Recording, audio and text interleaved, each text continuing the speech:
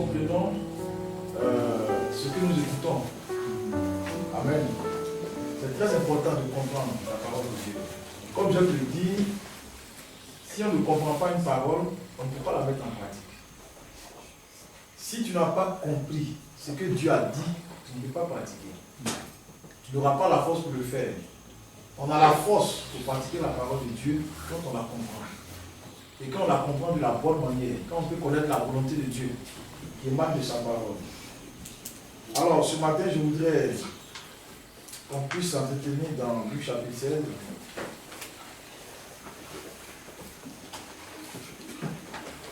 Nous allons lire dans Luc chapitre 16. Luc chapitre 16. C'est la parabole qui parle de l'homme riche et de Lazare. C'est un texte qu'on lit généralement quand il y a des obsèques. Bon, nous ne sommes pas au funérailles, mais je voudrais lire ce texte quand même. Amen. Luc chapitre 16, nous lisons à partir du verset 19. Il y avait un homme riche qui était vêtu de courte et de fin lin et qui chaque jour menait joyeuse et brillante vie.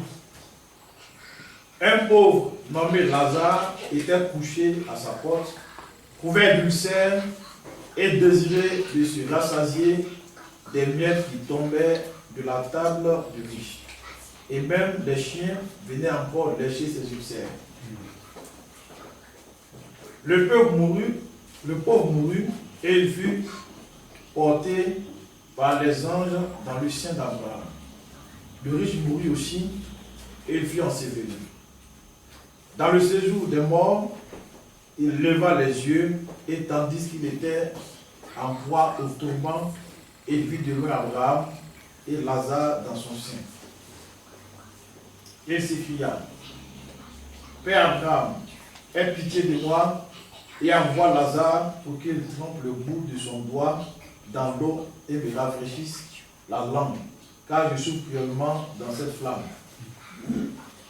Abraham répondit, mon enfant, souviens-toi que tu as reçu tes biens pendant ta vie et que Lazare a eu les maux pendant la sienne. Maintenant, il est ici consolé et toi tu souffres.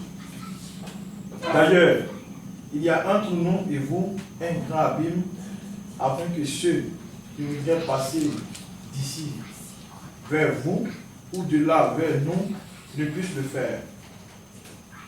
Le riche dit, je te prie, donc, Père Abraham, d'envoyer Lazare dans la maison de mon père, car j'ai 5 frères. C'est pour qu'il leur atteste ces choses, afin qu'ils ne viennent pas aussi dans ce lieu de tourment. Abraham répondit, ils ont Moïse et les prophètes, qui les écoutent. Et il dit, non, Père Abraham, mais si quelqu'un des morts va vers eux, ils se repentiront. Et Abraham lui dit, s'ils n'écoutent pas Moïse et les prophètes, ils ne se laisseront pas persuader, même si quelqu'un des morts ressuscitait. Amen. Amen. Que tu sois béni. On va ajouter un texte dans 1 Pierre 3. 1 Pierre 3. 1 Pierre chapitre 3.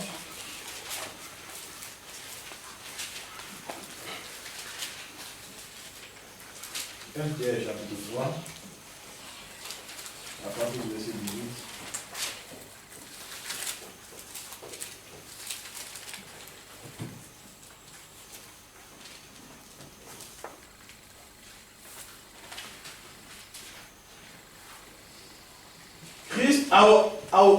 Christ aussi a souffert une fois pour les péchés, lui juste pour des injustes, afin de nous amener à Dieu. Il a été mis à mort quant à la chair et rendu vivant quant à l'esprit, dans lequel aussi il est allé prêcher aux esprits en prison, qui autrefois avaient été incrédules lorsque la patience de Dieu se prolongeait. Au jour de Noé, pendant la construction de l'âge, dans laquelle un petit nombre de personnes, c'est-à-dire 8, furent sauvés à travers l'eau. Cette eau était une figure du baptême qui n'est pas la purification des souillures du corps, mais l'engagement d'une bonne conscience envers Dieu et qui maintenant vous sauve, vous aussi, par la résurrection de Jésus-Christ. Il est à la droite de Dieu depuis qu'il est allé au ciel et que les anges, les autorités et les puissances lui ont été soumis. Amen. Dieu soit béni.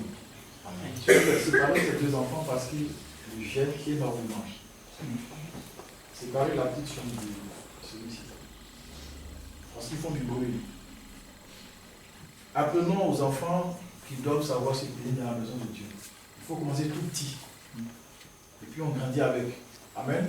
Amen. Ça, je le dis pour les mères qui ont des enfants à l'église. Déjà tout petit, il faut qu'on leur apprenne comment se tenir dans la maison de Dieu. Et ils vont grandir avec. Ils vont apprendre à être silencieux, à écouter la parole de Dieu. Moi, j'étais enfant quand je partais à l'église déjà avec mes soeurs. Et c'est comme ça que j'ai été touché. Amen. Amen. Que Dieu soit béni. Alors, on va lire. Bon, on a déjà lu ici. Je pense que il y a un verset que je vais compléter par la suite. Cette parabole ici de Jésus-Christ a été donnée pour amener les hommes à comprendre ce qui se passe après la mort. Vous savez, quand on est vivant, il y a beaucoup de choses qu'on ne réalise pas. Il y a beaucoup de choses qu'on ne réalise pas quand on est vivant. Donc Jésus, dans ses enseignements, a donné cette parabole pour amener le peuple de Dieu et même les incroyants à savoir ce qui se passe après la mort. Parce que si on ne sait pas ce qui se passe, une fois que nous passons de l'autre côté, si on ne sait pas ce qui se passe, on ne mesure pas la gravité du danger qui nous guette. Donc, cette parabole a pour objectif premier de nous amener à savoir ce qui se passe quand on est vivant et aussi ce qui se passe après la mort. Donc, souvent, il est bien qu'on le rappelle, il est bien qu'on en parle pour attirer l'attention du peuple de Dieu. Alors, ce matin, je voudrais attirer l'attention de chacun d'entre nous sur cette parabole, surtout ceux qui viennent à l'église et qui peut-être ne sont pas engagés. Parce qu'il y en a qui viennent à l'église, ils repartent, ils viennent, ils repartent, ils viennent, ils repartent, mais ils ne sont pas engagés. Ils ne sont pas engagés de façon sincère avec Dieu. Donc je voudrais premièrement que nous puissions attirer notre attention sur cela. La Bible parle ici de deux personnes, Lazare et le riche. Lazare, la Bible dit qu'il était un homme pauvre qui mangeait à la table des riches. Il mangeait les biens qui tombaient de leur table. Et il y avait un homme riche qui lui menait une joyeuse vie. Il menait une vie aisée. Il avait les moyens. Il avait certainement une maison de luxe. Il avait toutes les commodités de la vie. L'argent, le travail, une belle maison. Il avait une famille. Il s'offrait tous les plaisirs qu'il voulait s'offrir. Donc il menait une joyeuse vie, une brillante vie. Il avait beaucoup de succès. Vous voyez? C'est ce que la Bible présente pour le riche. Le pauvre, lui, il était en proie à des difficultés dans la vie sociale. Il avait des problèmes même pour se nourrir. Donc, il était pauvre. Donc, ici, nous avons deux vies sociales qui sont présentées. Et puis, le pauvre.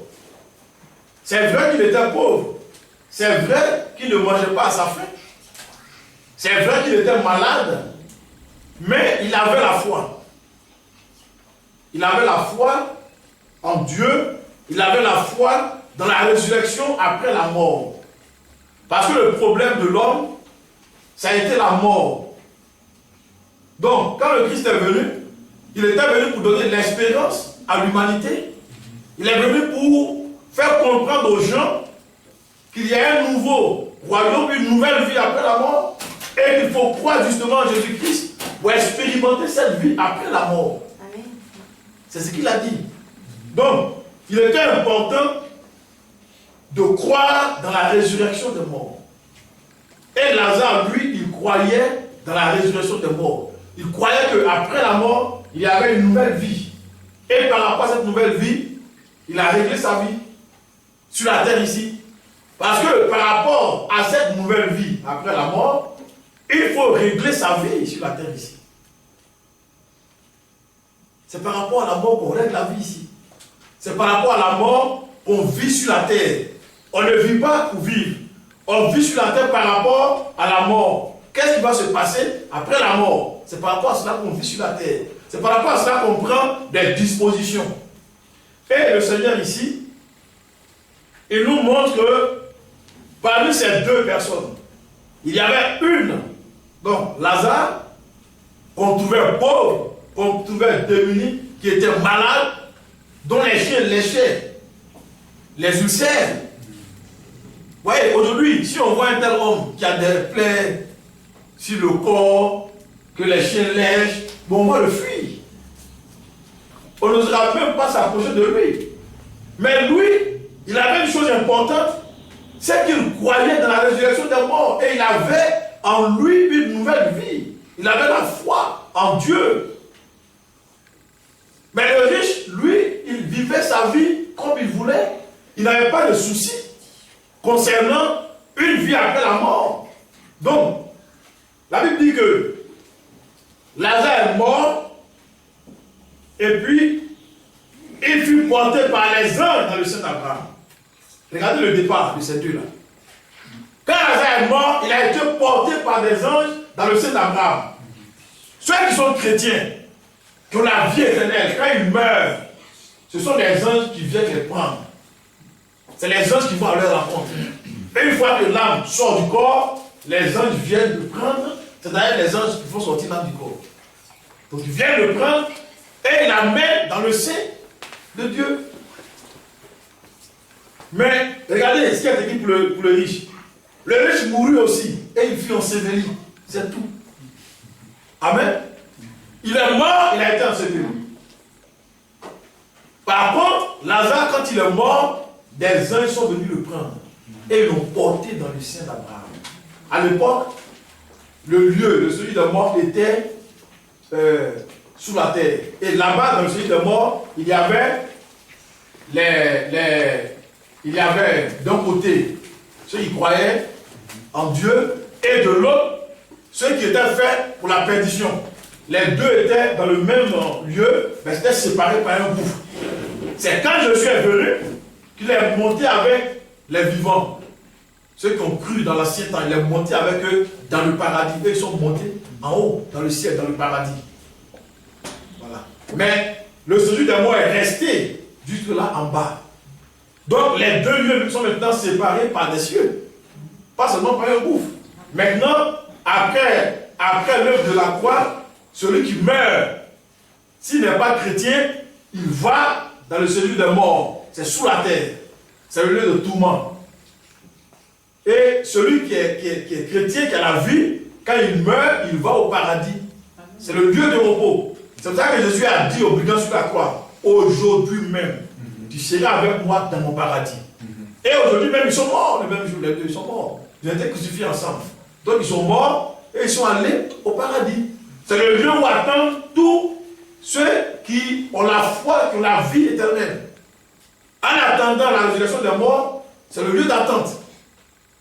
Mais ceux qui sont morts, ceux qui n'ont pas la vie éternelle, ceux qui ont négligé leur vie sur la terre, qui n'ont pas cherché à se réconcilier de façon honnête, de façon claire avec Dieu, quand ils meurent, ils vont dans le séjour des morts. C'est leur lieu d'attente. Et c'est déjà un lieu de tourment, ce lieu-là. Celui de mort, c'est déjà un lieu de tourment, en attendant l'activation de l'enfer. Pour encore plus de souffrance.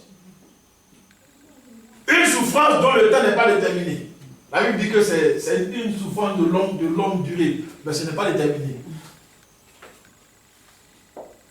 Donc, cette parabole montre bien deux sphères de vie. Le monde et ce qui se passe après la mort. Donc, un homme normal qui vit dans ce monde, quand il marche tous les jours, il doit se demander où est-ce que moi je vais après la mort. C'est une question qu'on doit se poser continuellement. Où est-ce que je vais après la mort? Vous qui venez à l'église, vous asseoir pour écouter la parole de Dieu. Si vous n'êtes pas engagé avec Dieu, si vous n'avez pas encore pris de décision pour vous réconcilier avec Dieu, il faut y penser maintenant. Parce que la mort, c'est la chose la plus certaine qui peut nous arriver. Et c'est à tout moment. Personne ne détermine le jour de sa mort. Personne. Quand on vit, à tout moment, on peut rencontrer la mort. À tout moment. Un accident et puis c'est fini. Une maladie et puis c'est fini. Un cancer et puis c'est fini. On est mort. Et chaque jour, il y a des enterrements. Mais où vont-ils, ces gens-là, après la mort? Donc Jésus, pour nous délivrer de l'incrédulité et pour nous amener à savoir ce qui se passe, il a donné cette parabole. Que vous pouvez être vivant, vous pouvez être riche, vous pouvez être pauvre. Le problème n'est pas à ce niveau-là. Actuellement, sur la terre, il y a des vivants, enfin, ceux qui vivent, il y a des riches, il y a des pauvres, il y a des moyens. Bon, on peut nous catégoriser ici. C'est un lieu où un tel peut avoir plus de privilèges qu'un tel autre dans le monde ici. Un tel peut avoir plus de chance qu'un autre par rapport à la vie sociale. Mais quand ces deux sont morts, là où ils sont allés, là-bas, il n'y a pas de favoritisme. Il n'y en a pas là-bas. Ici, il y a du favoritisme. Quelqu'un peut regarder ta tête, tu lui plais, il te fait des faveurs. Oui. Un homme milliardaire peut regarder ta tête, il dit, bon, je te donne la moitié de mon héritage. Mais quand ils sont morts, ces deux, là où ils sont allés, là-bas, il n'y a pas de favoritisme. Déjà, quand vous passez dans cette autre dimension, chacun sait où il s'en va, frère. Chacun sait où il s'en va. Les anges viennent dans la rencontre de ceux qui vont là-bas, au paradis, et puis les démons viennent prendre ceux qui ont été leurs compagnons, qui les ont servis, pour aller dans le tourment. Donc, selon là où on se trouve, ce sont les démons qui viennent nous chercher, ou bien les anges. Oui, frère. Moi, je voudrais qu'après ma mort, un ange vienne me chercher. Oui, pas un démon, frère. Pas un être hideux, bizarre, que je n'ai jamais vu. Je veux qu'un ange vienne à ma rencontre me chercher. Alors, comme je connais cette réalité, étant vivant, je prends mes précautions. Je vis chaque jour avec le Seigneur, je m'arrête pour mettre de l'ordre. Pour qu'après ma mort, un ange vienne me chercher.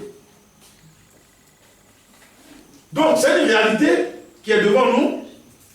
Et le diable, il cherche à ôter la conscience des gens sur ces choses-là. Qu'ils n'y pensent pas. Qu'ils voient la chose comme de la philosophie, comme des rêves. Mais qu'ils n'y pensent pas réellement. Et nous le voyons. Il y a eu un dialogue qui s'est passé entre Abraham et le riche. Et ce dialogue aussi nous instruit sur le comportement des hommes. Comme dans l'ancien temps, ils se voyaient. Il y avait seulement un gouffre entre eux, mais ils se voyaient. Alors, l'autre dit, Père Abraham, aie pitié de moi. Aie pitié de moi. Là-bas, il n'y a pas de pitié. Là-bas, il n'y a pas de pitié. Il demande la pitié. Père Abraham, aie pitié de moi. Et puis, il appelle Abraham son père. Il appelle Abraham son père. Amen.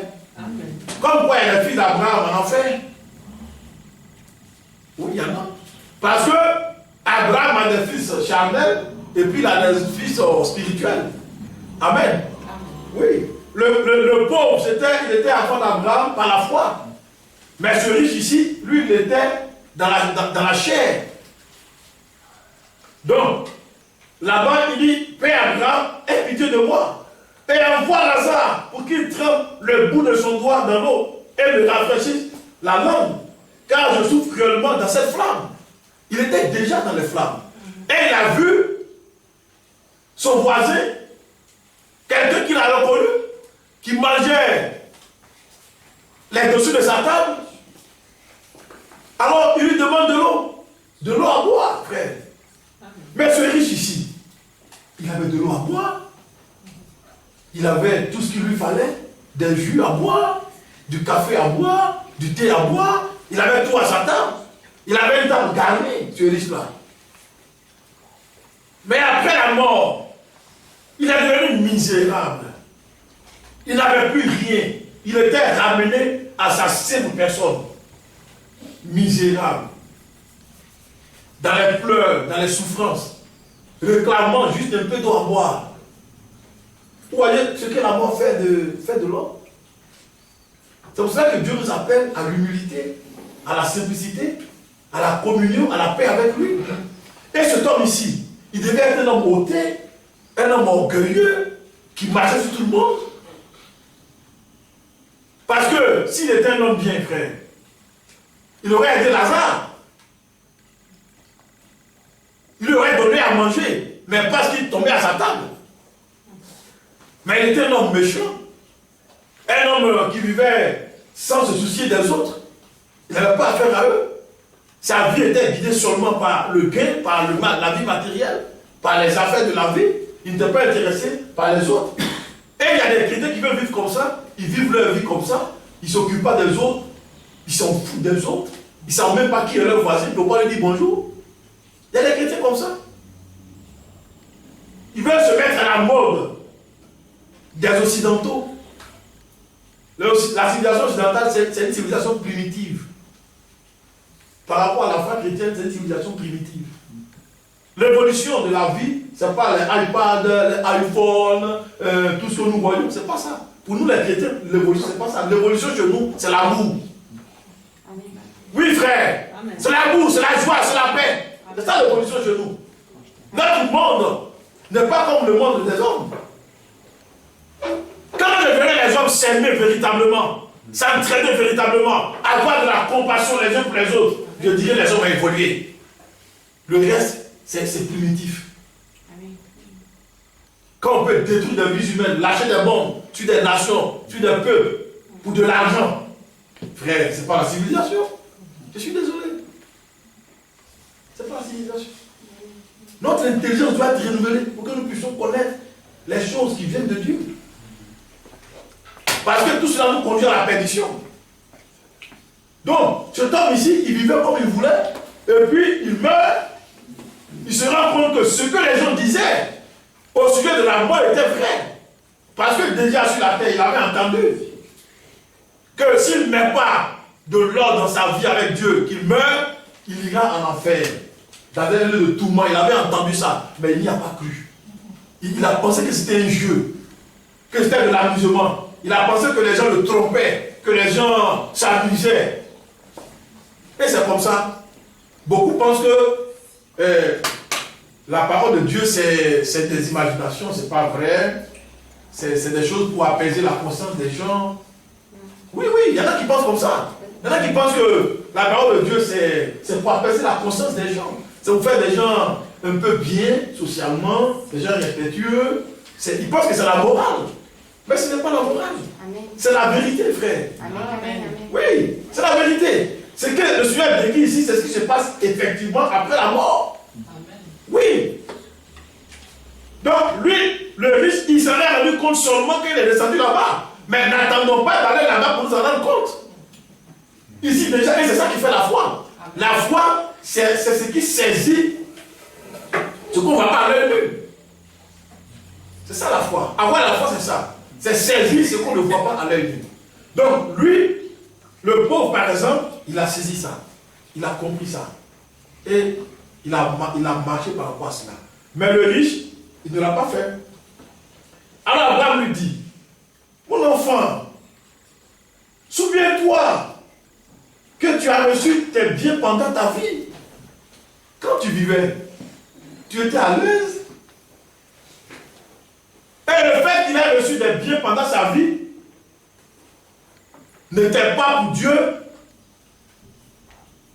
un moyen de l'éliminer de la course pour la vie éternelle. Non. Si on est riche sur la terre, c'est la grâce de Dieu. Ça ne nous empêche pas de donner notre vie au Seigneur Jésus. Amen, amen. Ça ne nous empêche pas d'être chrétien. Le fait qu'il soit riche, qu'il ait reçu des biens dans ce monde, ne voulait pas dire que Dieu ne voulait plus de lui au paradis. Ça ne veut pas dire ça. Les riches peuvent être sauvés. Amen. Amen. Un milliardaire, un multimilliardaire peut entrer au paradis. Ce n'est pas interdit. Dieu n'a pas interdit ça. Mais lui, il est devenu riche et pour lui, c'était la fin. Ces milliards ou bien ces millions étaient pour lui la fin. Il n'avait plus besoin de Dieu. Donc, Abraham a dit, mais tu as choisi. Tu t'es confié dans tes richesses, dans tes biens, dans tes affaires, dans ta vie joyeuse, dans ta vie paisible. Tu t'es confié dans cela. Donc, maintenant que tu es mort, tu as droit à la souffrance. Tu as droit à la souffrance, c'est ce qu'il te faut. Parce que pendant que tu étais vivant et que tu avais tout ce que tu avais autour, tu ne manquais rien, frère, pour qu'il soit sauvé. Généralement, ceux qui sont pauvres, ils ont des problèmes pour se donner à Dieu. Parce qu'il va courir tout le jour pour manger. Mais lui, il a tout déjà. Donc, je pense que c'est plus facile pour d'être chrétien. Amen. Moi, je pense. Hein. Amen. Tu n'as pas de soucis matériels. Donc, tu peux vivre avec Dieu normalement. Amen, amen. Oui. Mais ça a été pour une occasion de chute. Il n'est pas donné. Il s'est confié dans son avion. Il est malade, l'argent. Tous les soucis, l'argent. Mais il y a une chose qu'on ne peut pas acheter avec l'argent. C'est la vie éternelle. Amen. Et lui, il n'a pas pu. Et le pauvre qui a souffert toute sa vie, mais qui pourtant avait la foi, avait la parole de Dieu, quand il est mort, il était consolé. C'est ce qu'Abraham lui dit. Il dit maintenant, Lazare, il est consolé. C'est-à-dire que pour lui, plus de soucis d'ulcère, plus de soucis d'argent, de qu'est-ce qu'il veut manger, qu'est-ce qu'il veut boire, de quoi il veut le vêtir. Lazare était à l'aise. Il était dans la félicité. Et là, la vie est plus longue. Ça n'a pas d'effet. Amen. Sur la terre, il a souffert peut-être 40 ans, 50 ans, 60 ans. Oui. Mais là où il s'est retrouvé, il était tranquille. Il était tranquille. Vous voyez. Et maintenant, le riche, il va poser un problème. Il dit, je te prie donc, Père Abraham, d'envoyer Lazare dans la maison de mon père, car j'ai 5 frères. Vous voyez, cet homme qui ne se souciait pas des gens, qui ne s'occupait pas des gens, dans ce lieu de tourment, il a réalisé que pour sa famille, il est mieux qu'il soit le seul là-bas. Pour sa famille, c'est-à-dire que ce qu'il vivait, il ne pouvait pas le souhaiter à qui que ce soit. Donc, il demandait déjà à Abraham de déléguer Lazare comme un prédicateur, comme un évangéliste dans sa maison pour aller avertir ses frères. Pour ne pas qu'ils viennent le rejoindre dans la souffrance, dans le tourment. Voilà la requête qu'il pose. Est mort. Donc lui, il se rend compte de ce qui se passe. Il se rend compte de la réalité après sa mort. Frère, ça ne doit pas être le cas de qui que ce soit ici ce matin. N'attendons pas après la mort pour réaliser que le paradis est vrai, que l'enfer est vrai, que le tourment est vrai. N'attendons pas de descendre dans la tombe pour ça. Parce que dans tous les cas, une fois qu'on descend dans la tombe, on le réalise. Si l'évangile est vrai ou faux. Si la vie éternelle est vraie ou faux. Si le paradis est vrai ou faux. Si l'enfer est vrai ou faux, on le réalise dans tous les cas après la mort. Mais nous, Dieu nous appelle à le réaliser maintenant. Et à nous engager pour servir le Seigneur pendant qu'on est vivant. Parce qu'après la mort, on ne sert plus le Seigneur. Après la mort, il n'y a plus de jeûne, il n'y a plus de prière, il n'y a plus de sanctification, il n'y a plus de piété. Après la mort, il n'y a plus de prédication, il n'y a plus de ministre de Dieu, il n'y a plus d'église. Après la mort, c'est fini. Il n'y a plus de soucis pour servir Dieu. Après la mort, c'est fini. Donc c'est quand on est vivant qu'on doit se consacrer à Dieu et le servir de tout notre cœur. Aujourd'hui, ce que Dieu veut, c'est des chrétiens qui le servent de tout leur cœur. Et qui répandent autour d'eux ce qu'ils ont reçu de Dieu, comme étant la vie. Parce que les gens meurent. Et celui-ci, il demande qu'on aille prêcher à sa maison, à ses frères, qui sont tellement riches comme lui, et qui vivent tranquillement, paisiblement, ne se souciant pas de ce qui va se passer après la mort. Donc, puisqu'ils ont connu Lazare, qui mangeait à leur table, s'il se présente, comme il est mort, et qu'il vient de la mort, ils vont croire. Abraham a dit non. Non. Tu te trompes. Ils ne croiront pas. Pour l'heure, ils ont Moïse. Amen. Amen. Ils ont des pasteurs, des évangélistes, des docteurs de la Bible, des prophètes. Ils ont tous les prédicateurs qui les écoutent. Si quelqu'un vient de la mort pour aller prêcher, ils n'écouteront pas. Aujourd'hui, il y en a qui attendent la révélation de William Branham pour faire des réunions sous tente. Oui, il y a des frères du message comme ça. Ils sont tellement morts spirituellement qu'ils n'ont plus de conscience. Ils savent plus où se trouve la parole de Dieu, où se trouve la lumière. Ils attendent la résurrection de William Branham pour aller faire des réunions sous des tentes.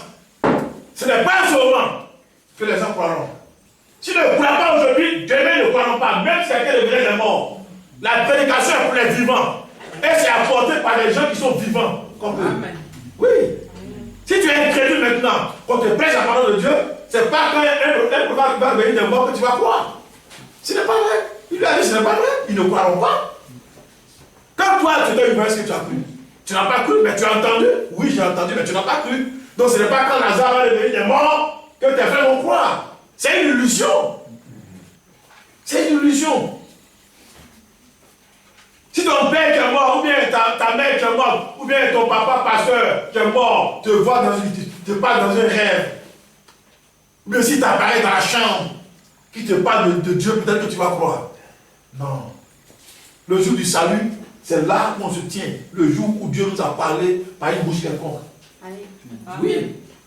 Ne venez pas à l'église vous asseoir et repartir à la maison sans vous demander ce qui va vous arriver après la mort. Il faut vous donner à Jésus-Christ.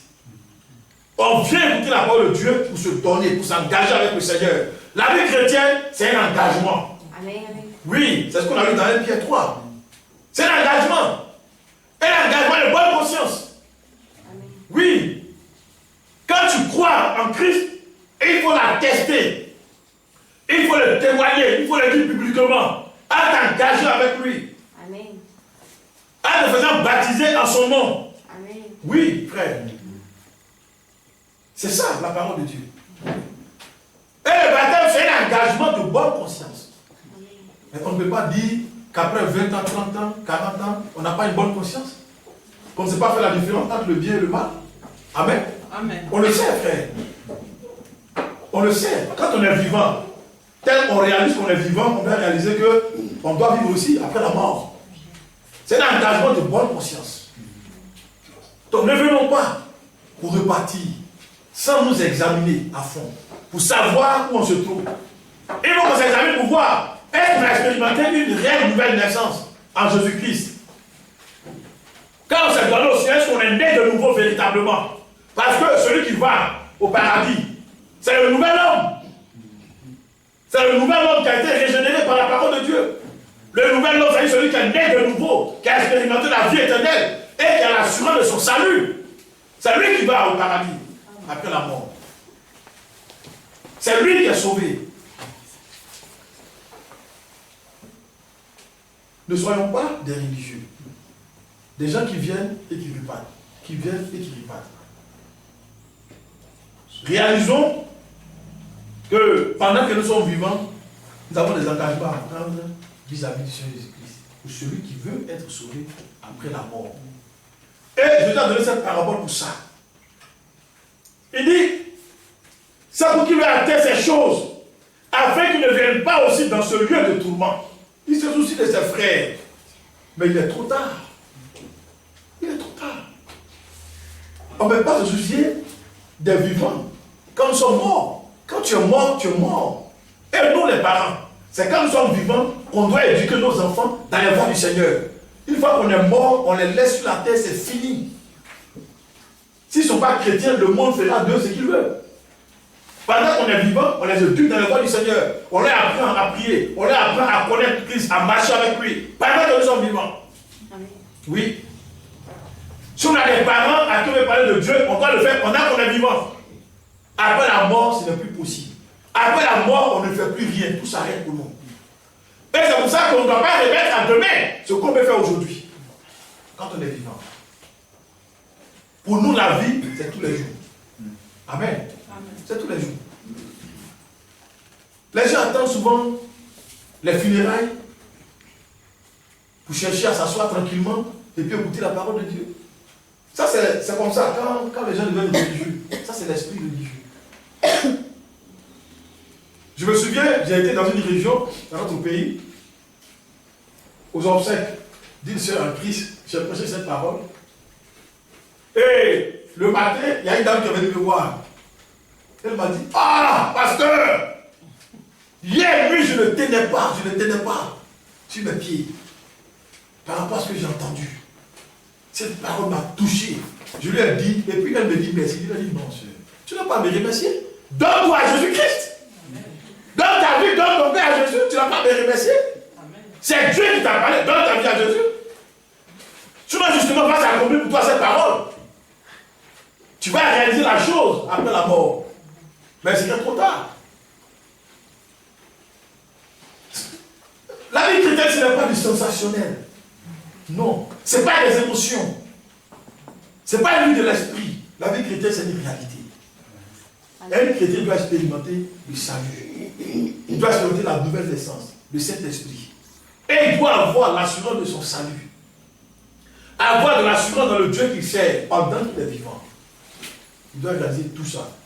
Et le jour qu'il meurt, il va tranquillement dans le pas du Seigneur. Que Dieu soit béni. Amen. Alors, donc, cet homme, il a réalisé tardivement les choses et il a même plaidé pour ses parents qui sont restés sur la terre. Il ne voulait pas qu'il le regagne, qu'il le retourne dans ce lieu de tourment. Ça m'étonne, frère. Un homme méchant. Un homme méchant qui, dans sa souffrance, est devenu du coup bon et qui a commencé à se soucier de ce frère. Il a dit, il faut leur dire qu'ils ne viennent pas me trouver ici parce que ce lieu est un lieu de tourment qu'on ne peut même pas souhaiter à qui que ce soit, même à son pied ennemi. Tellement il souffrait, frère.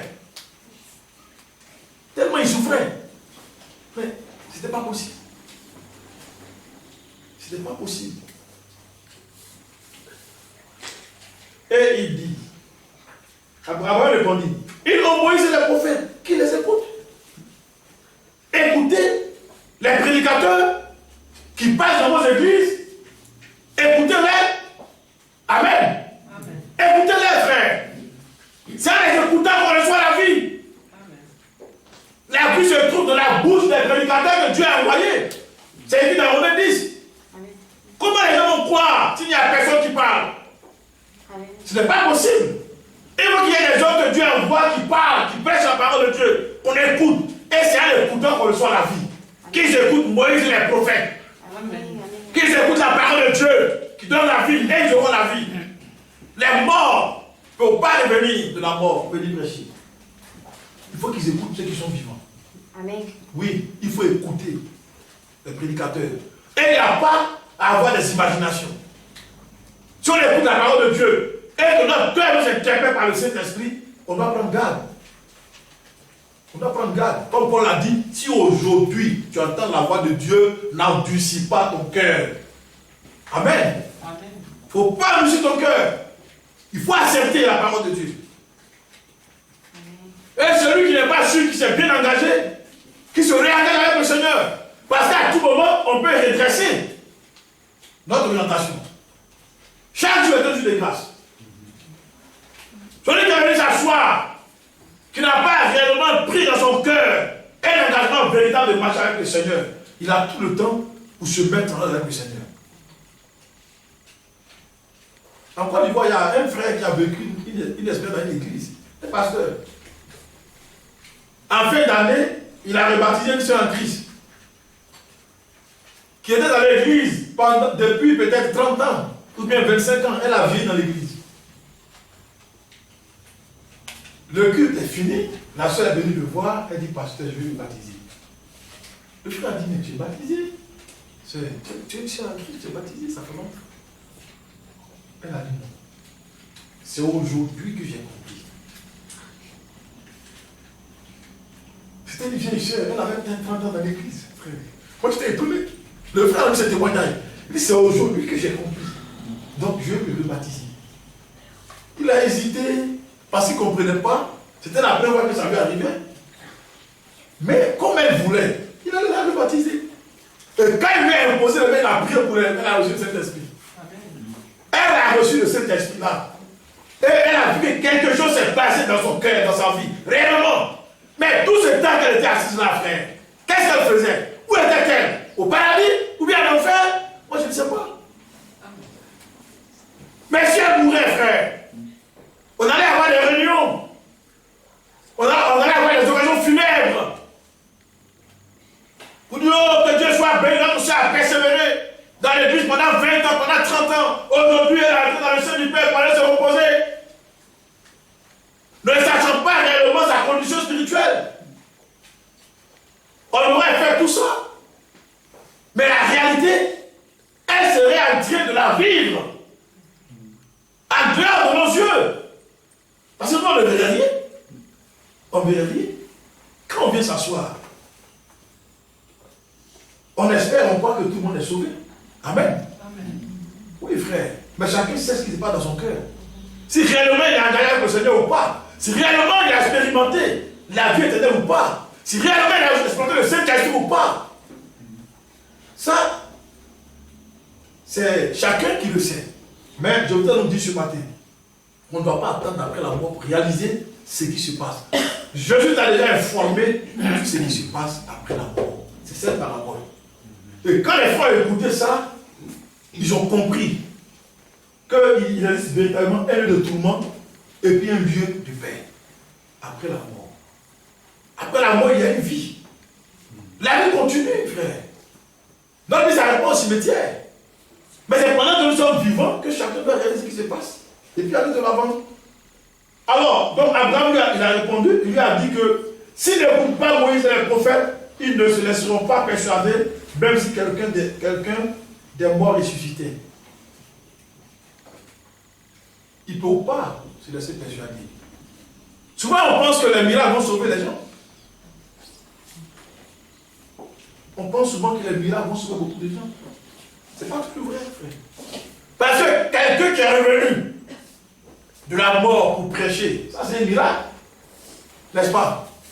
C'est un miracle. Mais Abraham dit que même si ça se passait, il ne croirait pas.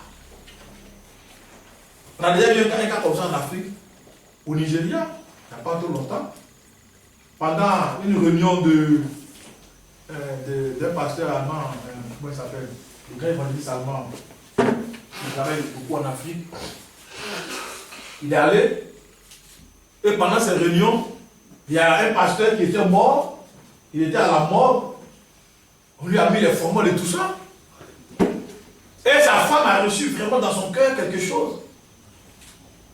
Elle était persuadée que son mari devrait vivre pendant ces réunions.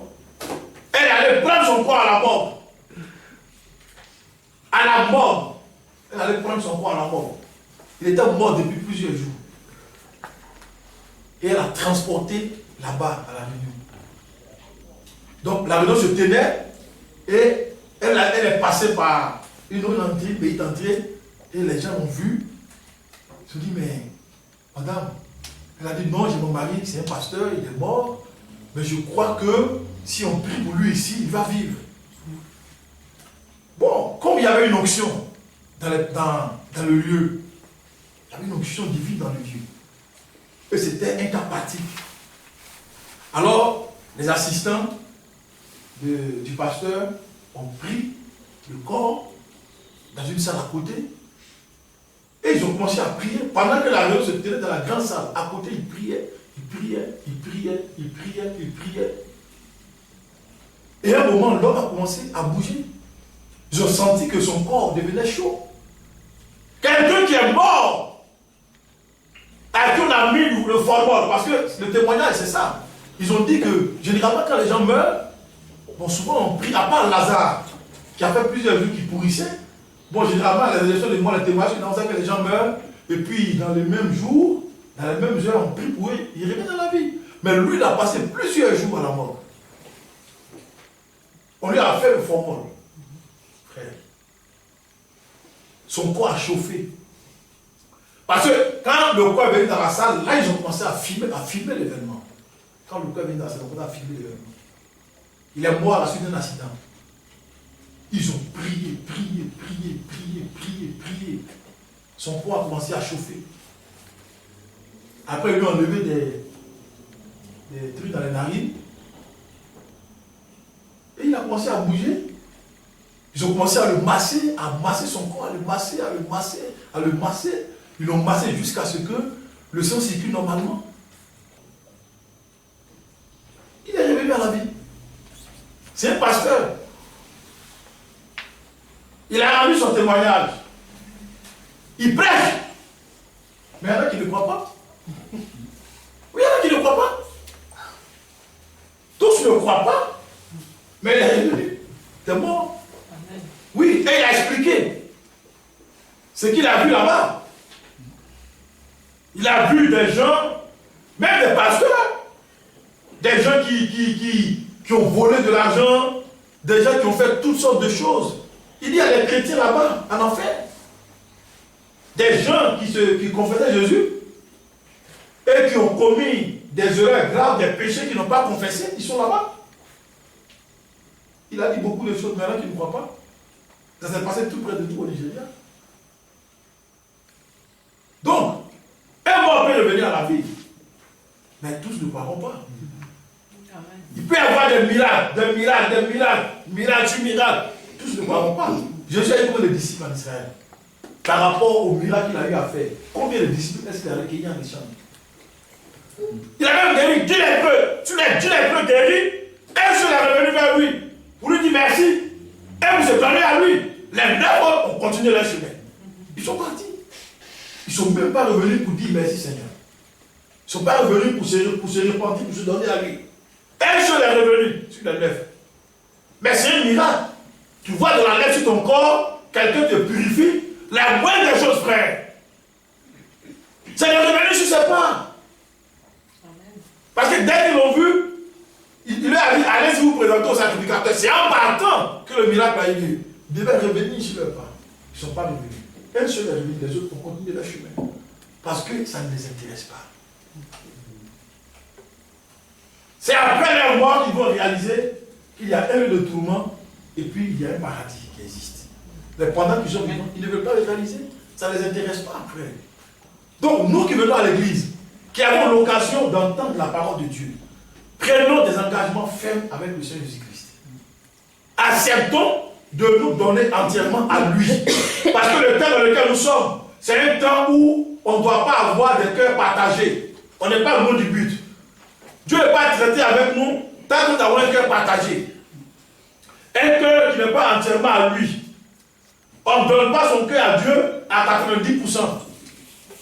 Pas même à 99%. C'est à 100%. Dieu est jaloux. Il veut notre cœur à 100%. Il veut qu'on se donne entièrement à lui. Et c'est quand on se donne entièrement au Seigneur qu'on voit sa gloire. C'est là qu'on voit sa main. Mais tant qu'on fait des calculs par rapport à Christ, ça ne marche pas, frère. Quand on se donne à Dieu, c'est sans calcul. Et c'est celui qui donne sans calcul qui voit vraiment la gloire de Dieu. Il y en a qui disent, moi j'ai été à l'église. Pendant longtemps, je n'ai rien vu. Depuis tout petit, j'ai parlé avec mes parents. Je n'ai rien vu. Ce dont on parle, les témoignages et tout ça, moi je n'ai rien vu. Mais ça dépend de comment tu t'es donné au Seigneur. Amen. C'est là le problème, frère. Il donne ton cœur à 30%, à 40%, à 50%. Tu ne peux pas voir la gloire de Dieu. Amen. Tu ne peux pas voir la miséricorde de Dieu, l'amour de Dieu. Ce n'est pas possible. Mais donne-toi entièrement au Seigneur. Et alors tu verras sa gloire. Alors tu verras son amour. Alors tu verras la vie. Tu vas expérimenter ce que c'est que la vie véritable. Et la joie d'exister dans ce monde en tant que chrétien. C'est quand tu donnes entièrement au Seigneur qu'on l'expérimente. Mais beaucoup sont à moitié, à 80%. Imaginez-vous, frère, que vous mariez une femme qui vous aime à moitié, ou bien vous les femmes, vous épousez un homme qui vous aime à moitié, imaginez ce que ça fait. Mais oui, il y a beaucoup de mariés ici. Imaginons ce que ça fait. Tu viens avec une femme qui t'aime à moitié. Et tu sens réellement que elle ne t'a pas encore donné son cœur. C'est à moitié. Tu le ressens, ça fait mal. Amen. Amen. Mais quand tu sais que tu as une femme qui t'aime véritablement, qui t'aime de tout son cœur, tu es heureux. Et tu fais le retour. Amen. Tu fais le retour. Il peut encore trouver un homme qui a une femme qui l'aime entièrement, et puis en retour, lui, il est réticent, il joue le dur. Non. Quand l'homme voit l'amour de sa femme bondir, c'est la même chose. C'est pareil pour la femme aussi. Quand une femme voit que son mari vraiment l'aime, qu'il est attaché à ses petits soins, c'est une communication. Donc, si aujourd'hui beaucoup sont religieux, c'est parce qu'ils ne se donnent pas entièrement au Seigneur. Ils se donnent à moitié. Ils ont un pied à l'église et puis, bon, après, le reste, ils cherchent autre chose. Ils ouvrent une porte. Et une porte pour s'échapper au cas où. Il y a une manière de croire comme ça. On est à l'église, c'est vrai, mais on a une porte ouverte pour s'échapper.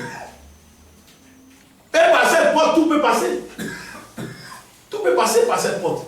Mais vous savez, frère, Dieu nous prend en charge quand nous acceptons de nous donner à lui.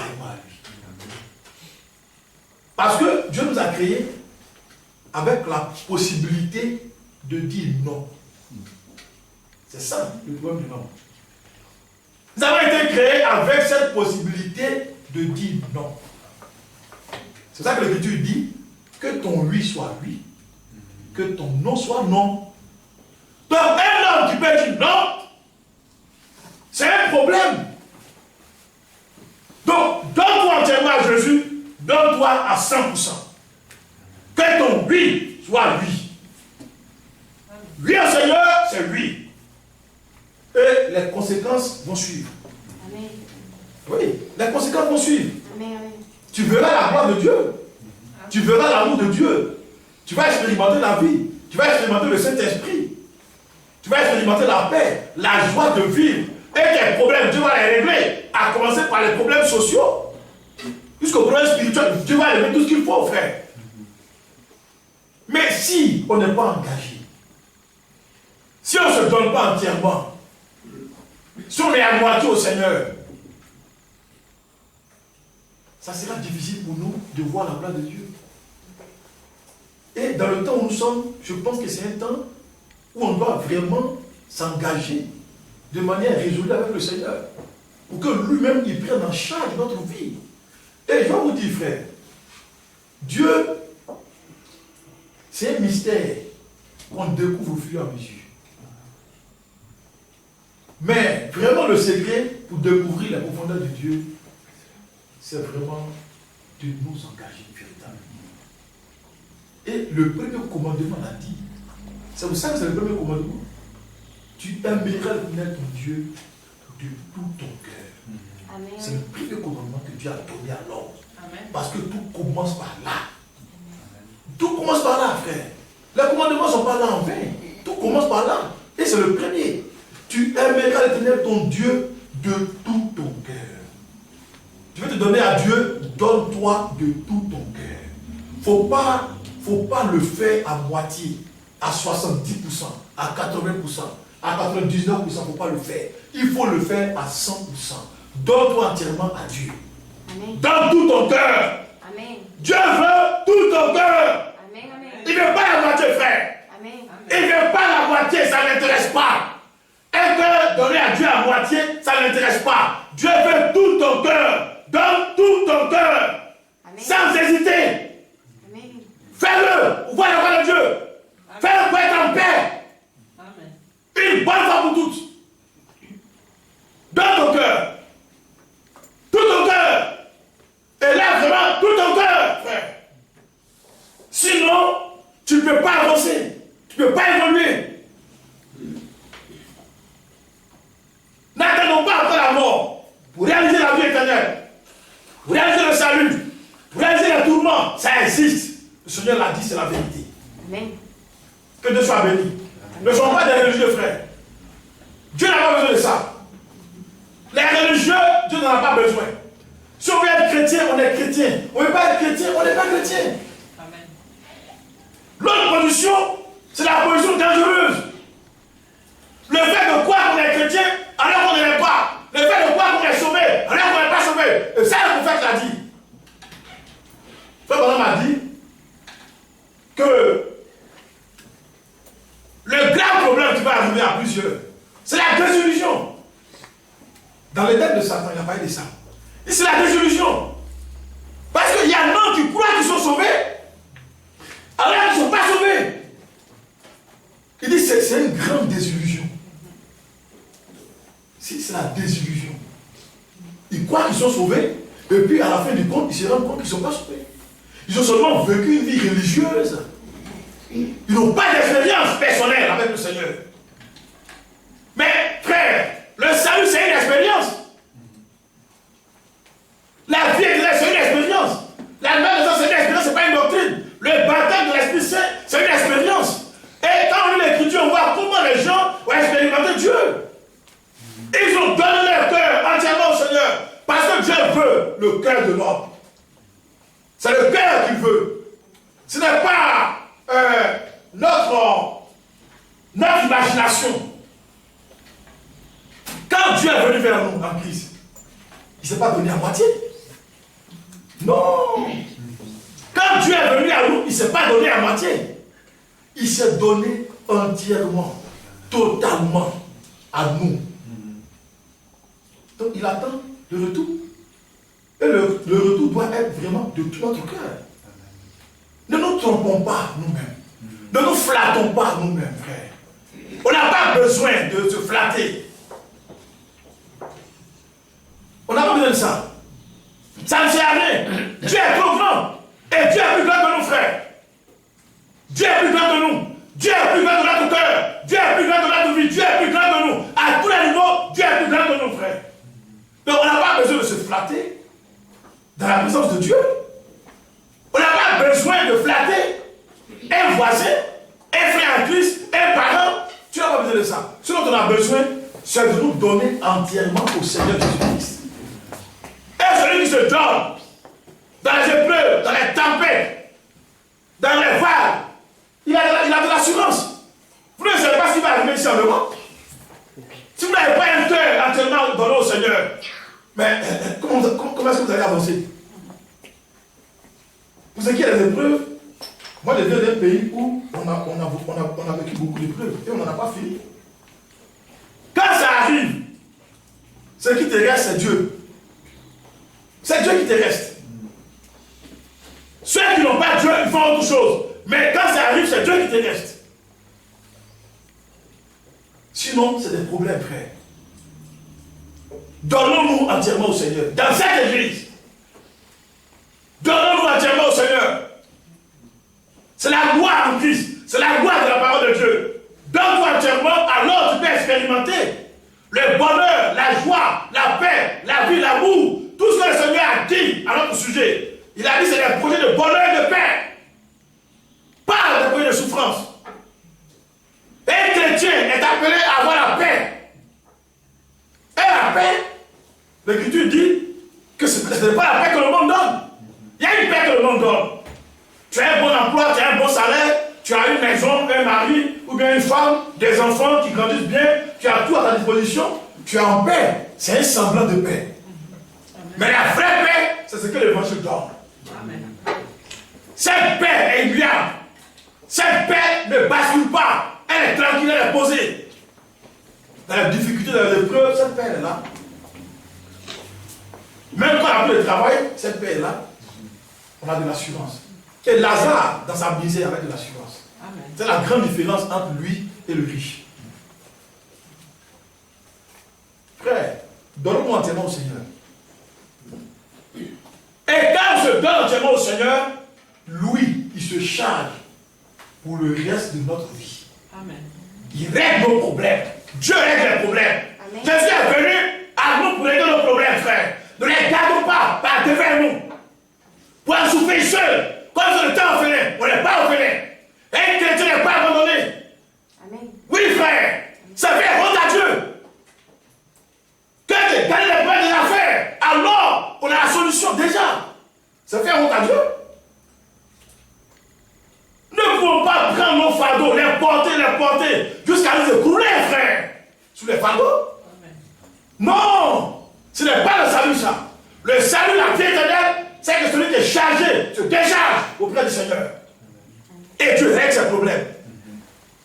Déchargeons-nous de nos fardeaux, de nos problèmes, de nos épreuves. Déchargeons-nous. Et déchargeons-nous entièrement. En nous donnant aussi entièrement au Seigneur. Pas en ouvrant les lucarnes d'échappatoire. On ne s'échappe pas en Christ.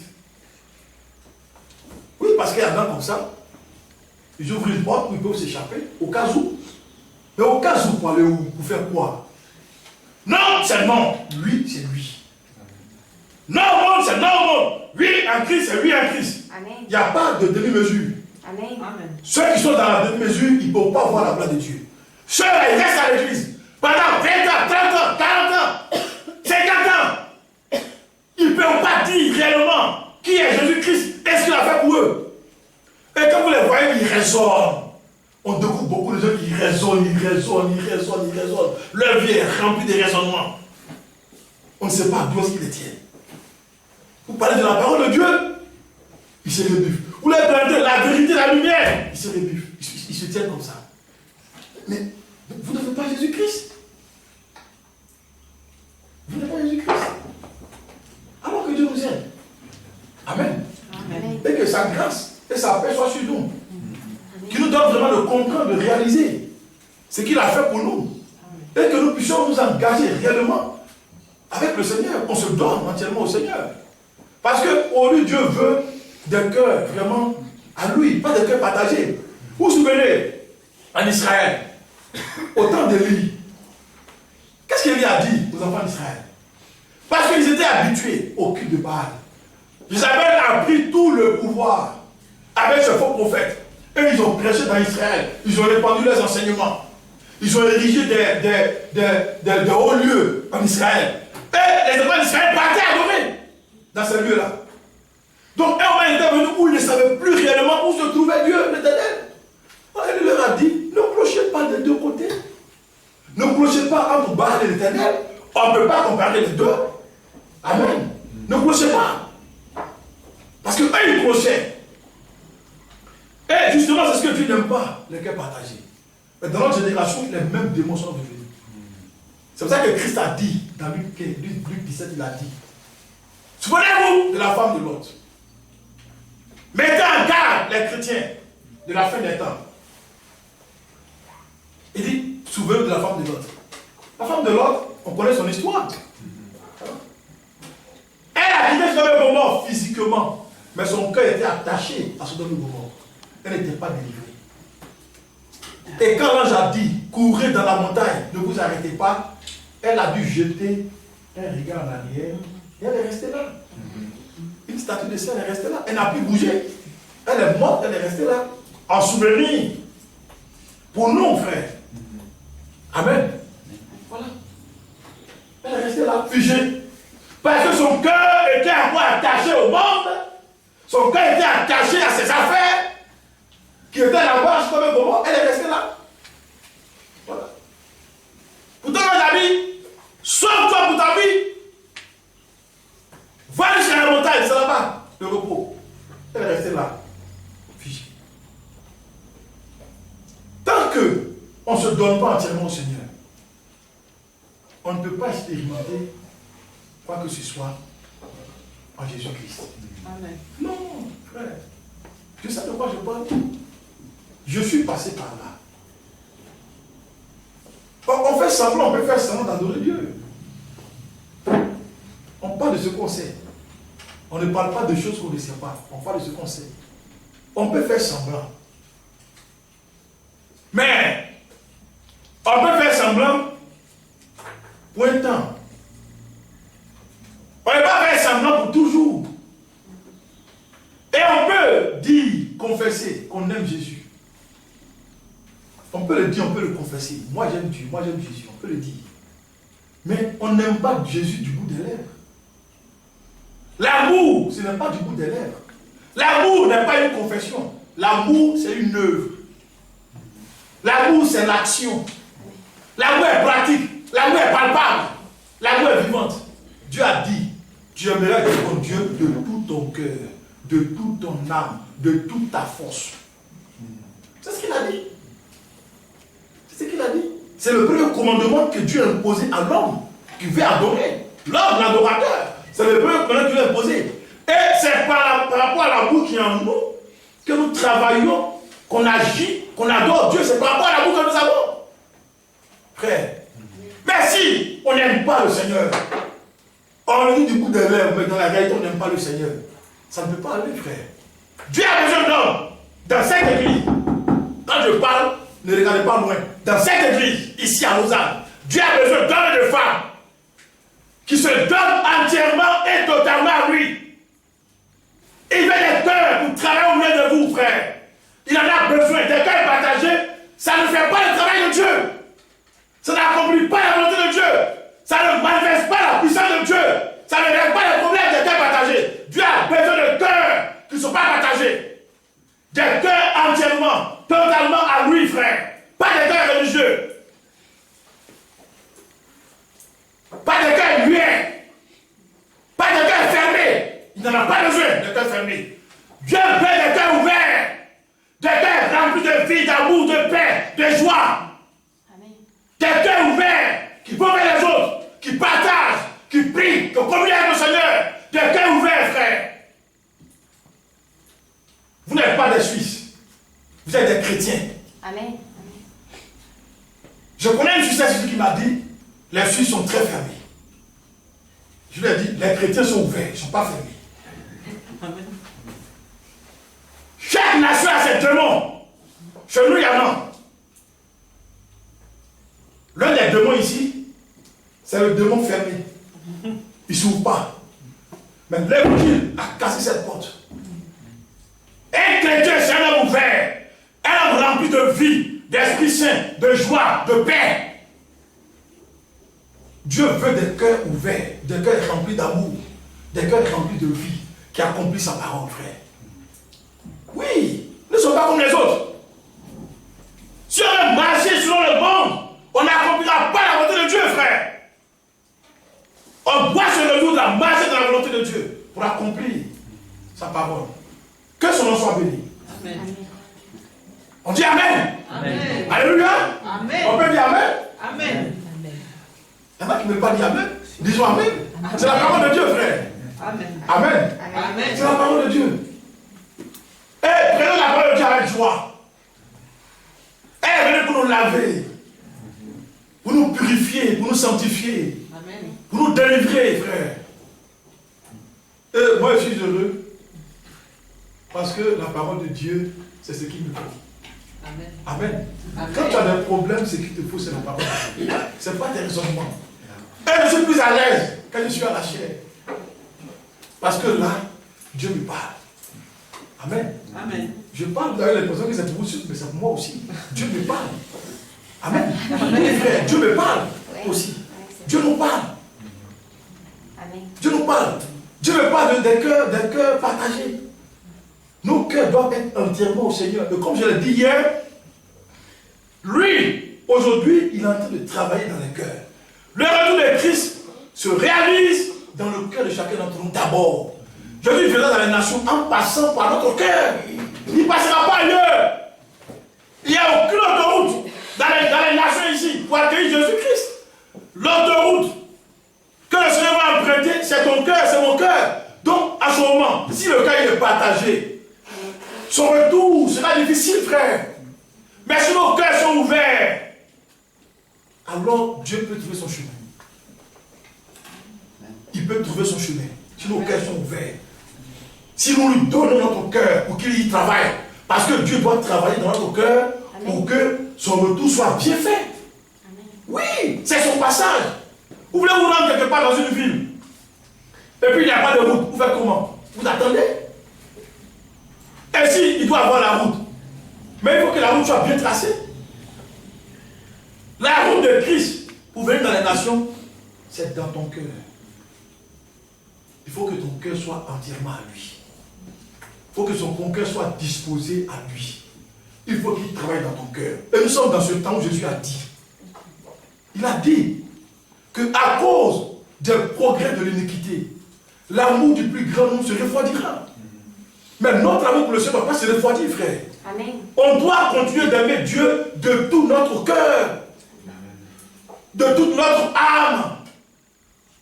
On doit l'aimer. C'est en aimant que notre cœur sera entièrement à lui et que lui pourra trouver son chemin au travers de chacun d'entre nous. C'est pour ça que le message est venu. C'est pour préparer nos cœurs à recevoir le Seigneur. Alors, vraiment, que Dieu nous bénisse, que Dieu nous aide, que Dieu nous conduise, et que sa parole trouve de la place dans nos cœurs, que nous puissions la pratiquer, et que cette église de Lausanne soit une église vivante, une église puissante. Amen. Amen. Moi, je sais pourquoi je viens ici, frère. Mon travail n'est pas encore fini. J'ai une vision de venir ici. C'est Dieu qui m'a envoyé ici. Ce n'est pas un homme. Amen. Oui. Amen. Et le départ de mon bien-aimé frère n'est pas la fin pour moi. Et ce ne doit pas être la fin pour nous tous. Amen. Vous devez garder l'espérance, la foi dans cette œuvre de Dieu. Amen. Amen. Vous devez garder l'espérance et la foi. Vous devez persévérer, vous attacher au Seigneur. Continuez la marche. Oui. Et j'ai foi dans cette église. J'ai foi en vous. J'ai déjà la foi en Dieu. Mais j'ai foi en vous. Amen. Amen. Vous comprenez ce qu'il veut dire? Oui. J'ai foi en vous. Je sais que vous êtes des frères et sœurs. Je sais que Dieu va travailler dans votre église. Je sais que vous êtes des prémices. Des gens qui sont faits pour voir la gloire de Dieu. Des gens qui sont faits pour accomplir la volonté de Dieu. Et ne laissez pas le diable vous minimiser. Satan a plusieurs manifestations. Il a plusieurs manifestations, Satan. Par moment, il vous fait croire que vous n'êtes rien, que vous ne pouvez rien. Et pourtant, vous êtes précieux. Amen. Et avec vous, Dieu peut faire quelque chose. Amen. Il a dit à Gédéon, lève-toi, viens héros. Gédéon a dit, si Dieu est avec nous, où sont les miracles? Amen. Amen. Si Dieu est avec nous, où sont les miracles? Amen. Nos pères nous ont dit que tu es puissant, que tu es vivant, que tu opères des miracles, des prodiges. Tu prends les gens viles pour confondre les sages. Mais si tu es avec nous sur les miracles, alors que nous souffrons malmenés par les Madianites, Dieu a dit, mon fils, reste tranquille. J'ai dit, c'est moi qui ai dit que tu es un vaillant héros. Alors, Amen, il va le faire. Amen. Et Gédéon a son nom écrit dans la Bible. Gédéon est connu comme un juge, comme un homme qui a combattu et qui a vaincu la Madianite. Qui a fait de lui un héros? C'est Dieu. Amen. Amen. C'est Dieu, frère. Et Gédéon a obéi à la parole de Dieu. Il a obéi au conseil de Dieu. Et Dieu a fait de lui un vaillant héros.